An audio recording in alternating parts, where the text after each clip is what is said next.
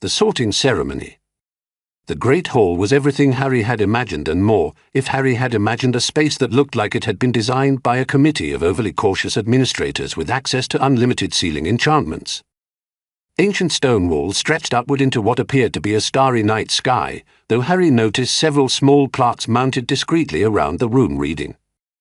Trigger warning: simulated weather patterns may cause distress to those with meteorological trauma. Professor McGonagall stood at the front of the hall, holding an ancient scroll that appeared to have been edited multiple times with different coloured inks. She cleared her throat nervously, glancing toward the staff table where Dumbledore sat looking like he was about to facilitate the world's most indecisive book club meeting. "Welcome, first years, to Hogwarts School of Witchcraft and Wizardry," McGonagall began, then immediately corrected herself. "I mean, welcome to Hogwarts Educational Collective of Magical Arts and Crafts, pending the results of our ongoing institutional name review committee, which has been meeting weekly for the past 3 years without reaching consensus." At the staff table, Dumbledore rose slowly, his long silver beard adorned with what appeared to be several small buttons reading "Coexist" and "To question authority," respectfully. He spread his arms wide in a gesture that seemed designed to include everyone while offending absolutely no one. "My dear students, and when I say I of course mean our collectively shared," Dumbledore paused, consulting a small card from his pocket. "Welcome to our learning community. Before we begin this evening's sorting ceremony, though I want to emphasize that being sorted doesn't define you and all houses are equally valid expressions of diverse learning styles, I'd like to acknowledge that Hogwarts Castle sits on the ancestral lands of the Highland Brownies, the Loch Merpeople, and various displaced magical creatures whose voices have been historically marginalized." Several ghosts floating near the ceiling nodded approvingly, though nearly headless Nick appeared to be trying to applaud and failing due to his precarious neck situation. "Now," Dumbledore continued, "I understand that our traditional sorting process may seem exclusionary. That's why we've implemented several new protocols. The Sorting Hat has completed extensive bias training and is now equipped to consider not just magical aptitude, but also intersectional identity factors, learning differences, dietary restrictions, and preferred conflict resolution styles." Professor Snape, slouched in his chair at the far end of the staff table, rolled his eyes so hard that Harry worried they might fall out entirely. "Man, this fool been talking for 10 minutes and ain't said nothing yet," he muttered, loud enough for the nearby students to hear. Professor McGonagall shot him a warning look, but Harry noticed she didn't actually correct him, presumably because, as Ramad had whispered earlier, you can't tell a black man how to speak, even if he's being completely inappropriate. The ancient sorting hat sat on its store, looking somehow both magical and deeply exhausted. As McGonagall lifted it, Harry could swear they heard it sigh. "Before we begin," McGonagall announced, "the sorting hat would like to address some concerns that have been raised about its traditional song." The hat's brim opened like a mouth, and it began to speak in a voice that sounded like it had been through several HR sensitivity workshops.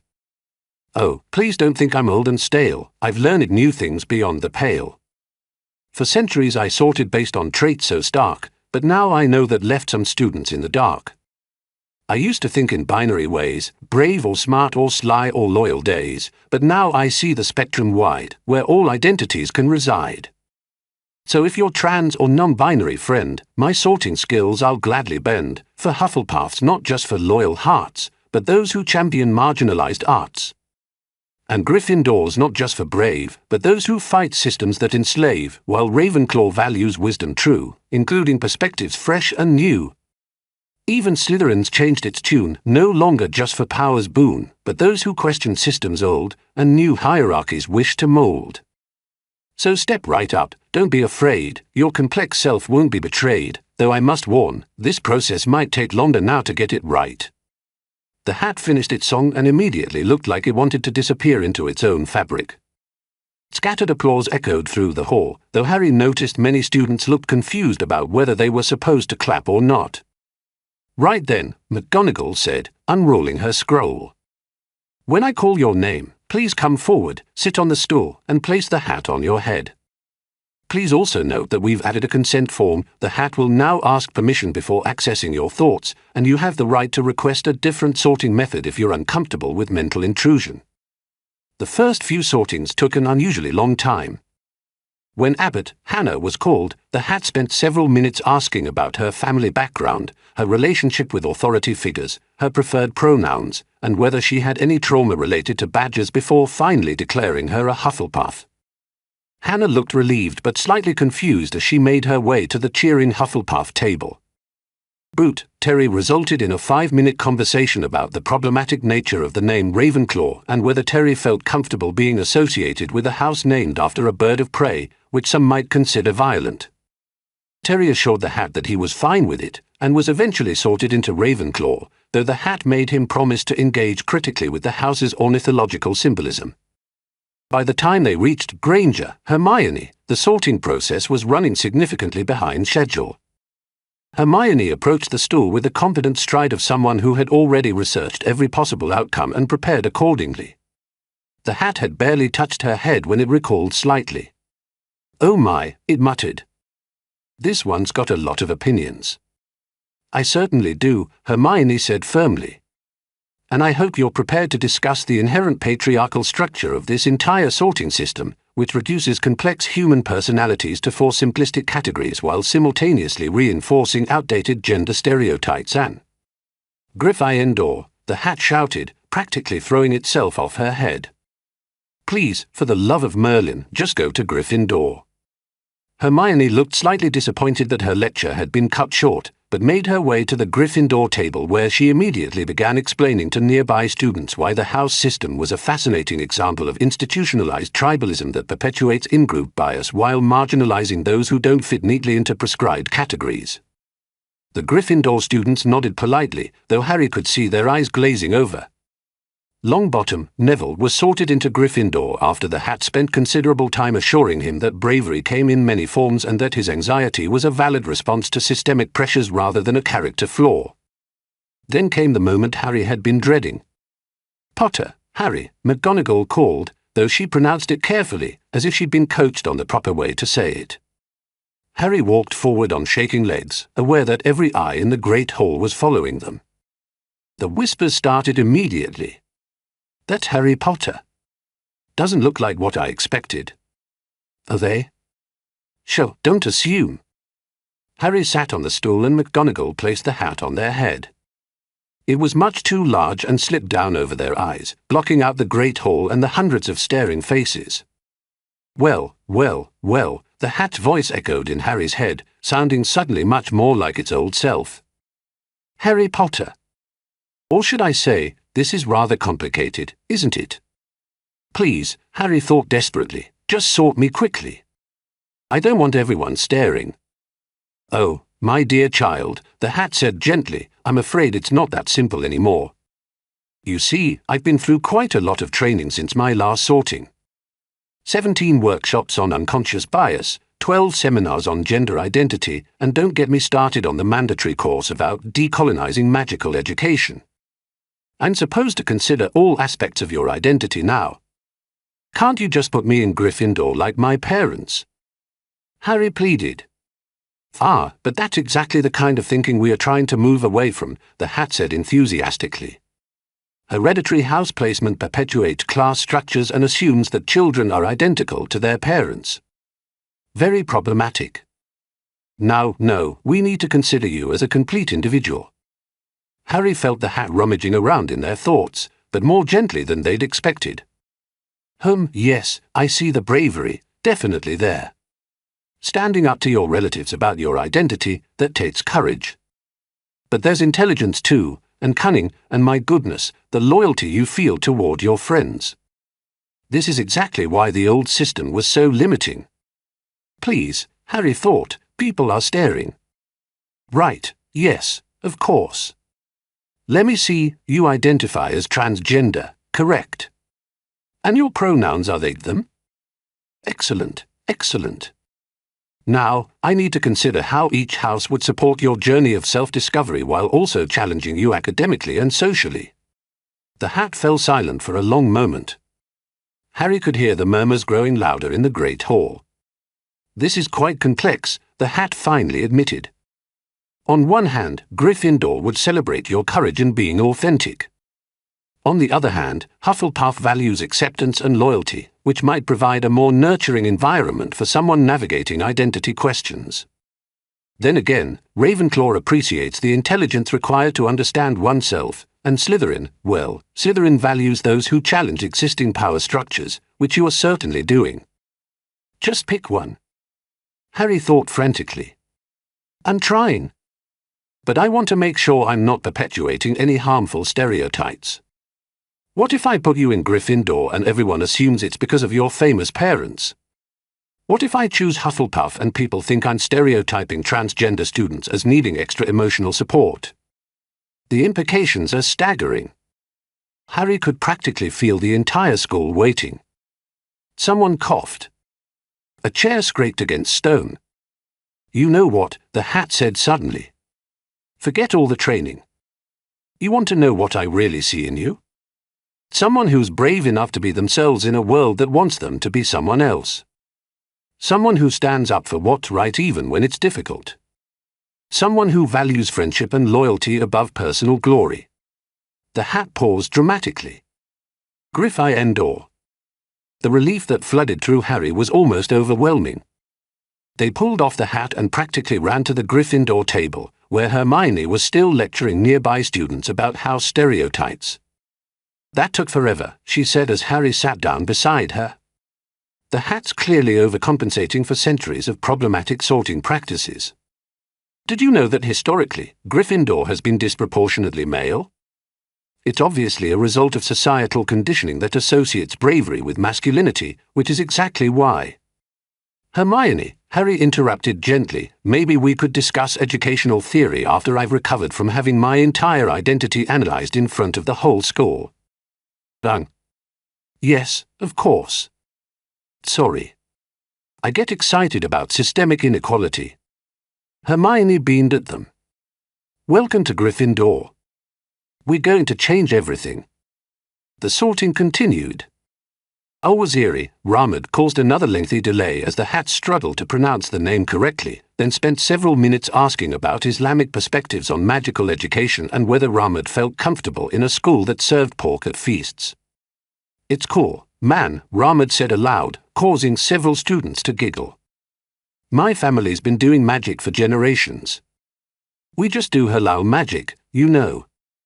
Halal magic, the hat asked, sounding genuinely curious. Yeah, like, we don't use pig parts in potions, we face Mecca when we cast certain spells, stuff like that. It's not that complicated. Fascinating. And you comfortable being sorted into a house system that was established by medieval Christians? Rahmed shrugged. My dad went to Hogwarts. My granddad went to Hogwarts. They all ended up in Gryffindor. Inshallah, I will too. Gryffindor, the hat announced, sounding pleased with itself. Rahmed grinned and jogged over to their table, his traditional keffiyeh flowing behind him. Alhamdulillah, he said, sitting down next to Harry. I was worried they were going to put me in Hufflepuff just because I mentioned being peaceful. The sorting continued at its glacial pace. By the time they reached Malfoy, Draco, students were openly checking pocket watches and some of the older students looked like they might faint from hunger. Draco swaggered up to the stool with his usual arrogance, but Harry noticed he looked slightly nervous. The hat had barely settled on his platinum blonde head when it recoiled. Oh dear, the hat muttered, loud enough for nearby students to hear. This one's got some rather concerning thought patterns. What's that supposed to mean? Draco snapped. Well, there's a lot of resentment toward women, for starters. And some rather entitled attitudes about, well, everything really. Also, I'm detecting some concerning ideologies about genetic superiority and... Just sort me already. Draco interrupted. My father said I'd be in Slytherin, so put me in Slytherin. I'm afraid it's not that simple, the hat said patiently. You see, Slytherin has been working very hard to rebrand itself. They're no longer just about ambition and cunning, they're about challenging unjust systems and fighting for the marginalized. Your current worldview doesn't really align with their new mission statement. Draco's face was turning red. This is ridiculous. You're discriminating against me because I'm a pureblood male. Actually, the hat said thoughtfully, your gender and blood status aren't the issue. It's more about your apparent belief that women owe you attention and your tendency to blame others for your social difficulties rather than engaging in self-reflection. The great hall had gone completely silent. Even the ghosts had stopped floating to listen. However, the hat continued, Slytherin House believes in the power of transformation. Perhaps being surrounded by peers who will challenge your assumptions will help you grow. After all, the best way to combat problematic ideologies is through education and community support. Slytherin. Draco yanked off the hat and stomped toward the Slytherin table, where he was greeted with polite but notably unenthusiastic applause. Harry could see several Slytherin students whispering to each other with concerned expressions. That's going to be interesting, Hermione observed. Slytherin's been doing a lot of work to improve their reputation. Having someone with obvious misogynistic tendencies is going to create some internal conflicts. Maybe they'll help him, Harry suggested hopefully. Or maybe they'll just make him worse, Ramad added. Some people don't want to change, you know? They just want everyone else to accommodate their bad behavior. Finally, the last student was sorted into Ravenclaw after a brief discussion about whether her interest in divination was cultural appropriation or legitimate magical study. Professor McGonagall rolled up her scroll with visible relief, and Dumbledore rose once again. Excellent. Wonderful.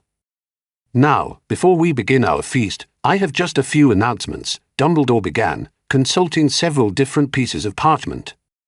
First, the Forbidden Forest is still forbidden, though we are currently reviewing whether that name is too exclusionary and might be changed to the temporarily inaccessible due to safety concerns forest. Professor Snape could be heard muttering, this fool really gonna rename the whole damn school before the year's over. Second, Dumbledore continued, we've made several updates to our meal service to accommodate various dietary needs, religious requirements, and ethical preferences. Our house elves, our domestic magical associates, have prepared vegan, vegetarian, halal, kosher, gluten-free, and keto-friendly options for every meal. At this, the table suddenly filled with an overwhelming abundance of food. Harry's eyes widened as they saw not just the traditional roast beef and Yorkshire pudding, but also falafel, quinoa salads, tofu steaks, and what appeared to be cauliflower rice shaped to look like regular rice. Additionally, Dumbledore added, we've implemented a new policy regarding dietary restrictions. Please note that each dish is clearly labeled, and we ask that students respect each other's food choices without judgment or proselytizing. Ramad immediately reached for a plate of what was clearly halal chicken, while Hermione examined a colorful array of vegetables that had been prepared without any animal products. Harry, who was just grateful for food that wasn't prepared by Aunt Petunia, grabbed a bit of everything. This is actually amazing, Harry said, tasting something that appeared to be shepherd's pie but was made entirely with plant-based ingredients. I had no idea vegetarian food could taste this good. It's all about proper seasoning and preparation, Hermione explained, launching into what sounded like the beginning of a lecture on the environmental benefits of plant-based eating. Did you know that animal agriculture is one of the leading causes of environmental destruction? And the ethical implications of factory farming are. Hermione, Ramad said gently, pausing in his consumption of perfectly spiced rice, maybe we could just enjoy the food for now. It's been a long day. You're right, Hermione agreed, though she continued to either meat dishes with obvious disapproval. But I do think it's important that we think critically about our food choices and their impact on. Girl, pass the hummus and chill, came a voice from the staff table. Professor Snape was apparently enjoying his own dinner and had overheard Hermione's commentary. Some of us just trying to eat. Professor McGonagall looked mortified, but Harry noticed that several students were nodding in agreement with Snape's sentiment, even if they wouldn't have expressed it quite so bluntly. As the feast continued, Harry began to relax for the first time all day. The food was delicious, their new friends were interesting if occasionally overwhelming, and for the first time in their life, they felt like they might actually belong somewhere. So, Ramad said, loading his plate with more of the halal options, what do you think our first classes will be like? Probably amazing, Hermione said immediately. I've read all our textbooks already, of course, and I have so many questions about the practical applications of transfiguration theory, especially as it relates to gender expression. She stopped mid-sentence, looking at Harry with sudden concern. Oh. I'm sorry, I didn't mean to assume anything about your relationship with transfiguration magic. That was insensitive of me. Harry blinked in surprise. I hadn't really thought about it that way. Do you think magic could help with, transition stuff? Well, theoretically, Hermione said, immediately brightening at the opportunity to share research, there are several branches of transfiguration that deal with permanent physical changes. Obviously, it would require extensive study and probably adult supervision, but the possibilities are fascinating from both a magical and a gender studies perspective. Hold up, Ramad interrupted, looking between his new friends with interest. Are you all seriously gonna turn magic class into some kind of, gender workshop? Is that a problem? Harry asked, suddenly worried. Nah, man, I think it's cool, Ramad grinned. My sister back home is always talking about this stuff. She'll probably be jealous that I get to learn magic and social justice at the same time. As the feast wound down, Dumbledore stood once more. Before we retire to our dormitories, I want to remind everyone that Hogwarts is a community built on mutual respect, understanding, and continuous learning. We all come from different backgrounds, different experiences, different identities. What matters is not how we differ, but how we choose to support each other in our shared magical education. He paused, looking around the great hall with what appeared to be genuine warmth. That said, if anyone has concerns about rooming arrangements, dietary needs, or any other accommodations, please don't hesitate to speak with your head of house. We want every student to feel safe, supported, and free to be their authentic selves. As the students began filing out of the great hall, Harry felt a mixture of excitement and nervousness about what lay ahead. The sorting ceremony had been overwhelming, but they'd ended up in Gryffindor with friends who seemed to accept them exactly as they were. Ready for the common room? Hermione asked, practically bouncing with excitement. Inshallah, Ramad said with a grin. Harry nodded, following their new friends toward their first night in what might actually be home. Behind them, they could hear Professor Snape commenting to another teacher, "Them kids gonna be all right. Least they ain't boring." For once, Harry thought, being interesting might actually be a good thing.